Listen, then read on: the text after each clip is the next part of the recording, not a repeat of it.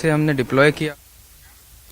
और इस वक्त बीजेपी की पीसी आ रही है। चलिए आपको सीधे लिए चलते हैं और सुनते हैं क्या कुछ चल रहा है वहां पर। 20 में 1361 मामले दर्ज करे गए, लेकिन कार्रवाई सिर्फ 50 पर हुई।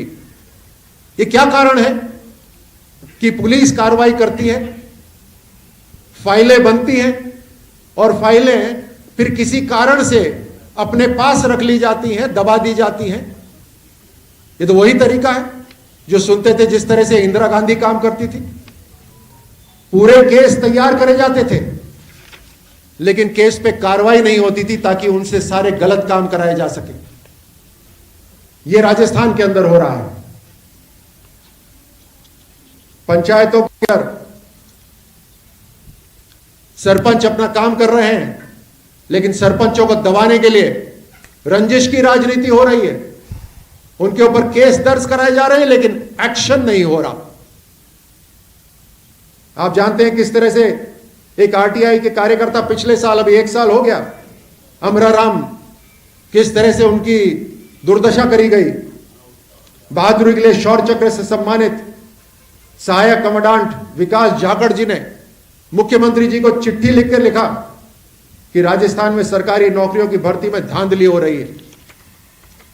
एक बहादुर सैनिक राजस्थान का,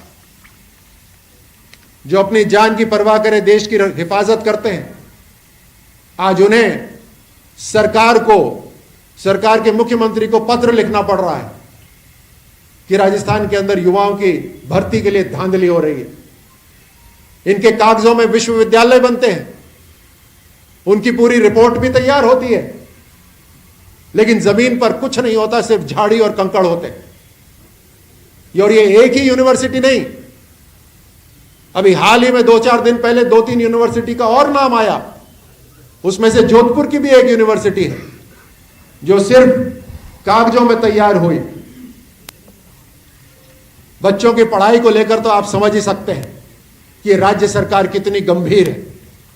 जहां पेपर लीक होते हो, भ्रष्टाचार होता हो, नौकरियां नहीं लग रही हो, वहां पे स्कूल के बच्चों की ड्रेस कहां से तैयार हो सकती है।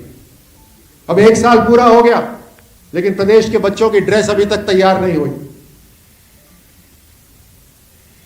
ये घोटाले की सरकार, हर लेवल पर घोटाला हो रहा है, नीचे से लेकर ऊपर तक घोटाला हो रहा है। और जैसे मैंने पहले कहा कि पूरे देश की कांग्रेस को चलाने के लिए अगर राजस्थान के अंदर कि राजस्थान की जिम्मेदारी हो जाए, तो ये घोटाले तो पनपेंगे ही, ये घोटाले बढ़ेंगे। और इसमें इनके सभी मंत्री और विधायक शामिल हैं। इन्हीं के मंत्री कहते हैं, इन्हीं के मंत्री पत्र लिखते हैं दूसरों के लिए, इन्हीं के विधायक पत्र लिखते हैं सरकार के अंदर जो शिकायतें हैं उनके लिए।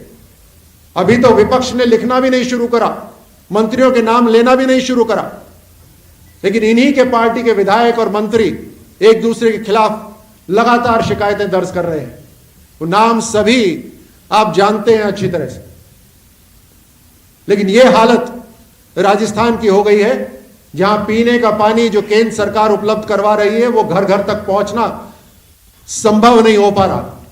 टेंडर 1-1 साल तक खुलते हैं और बंद हो जाते हैं, क्योंकि इन्हें चिंता यह नहीं है कि पानी किसको मिल रहा है या नहीं मिल रहा। इनको चिंता इस बात की है कि टेंडर किसको मिल रहा है और किसको नहीं मिल रहा। ये लूट जो राजस्थान के अंदर मची हुई है, ये और बढ़ेगी। अभी ये हमारी इस प्रेस कॉन्फ्रेंस से कम नहीं होने वाली। आप अपनी कलम से जो अखबार में लिखेंगे या इस चैनल से दिखाएंगे, उसके बावजूद भी कम नहीं होने वाली। अभी हाल ही में इनके उच्च अधिकारी बड़ी बड़ी माइन के चक्कर लगा रहे हैं। 2023 का चुनाव नजदीक है, 2024 का चुनाव नजदीक है। पूरे देश के अंदर यहीं से पैसा जाना है। और इसीलिए मैं कह रहा हूं कि ये घोटाले संरक्षण के साथ हो रहे हैं, शय के साथ हो रहे हैं। अधिकारियों के ऊपर दबाव बनाकर उनसे गलत काम कराए जा रहे हैं। पुलिस के हाथ बांध दिए गए हैं, एसीबी के हाथ बांध दिए गए हैं। इमेज रीलॉन्चिंग हो रही है राजस्थान के नौजवानों की नहीं, एक 50 साल के बच्चे की 5वीं बार, जिसमें हजारों करोड़ रुपए खर्च हो रहे हैं। अब आप जो इसको सुन रहे हैं, आप जो इसको देख रहे हैं, आप जो इसको लिखेंगे, वो इस बात से कितने सहमत हैं, ये कितने नहीं सहमत हैं, ये आप खुद जानते हैं। तो सांसद राज्यवर्धन सिंह राठौड़ को सुन रहे थे, प्रेस वार्ता की और जमकर सरकार को घेरा गया है और करप्शन के भी आरोप लगाए गए हैं। फिलहाल यह वक्त चला एक छोटे से ब्रेक का।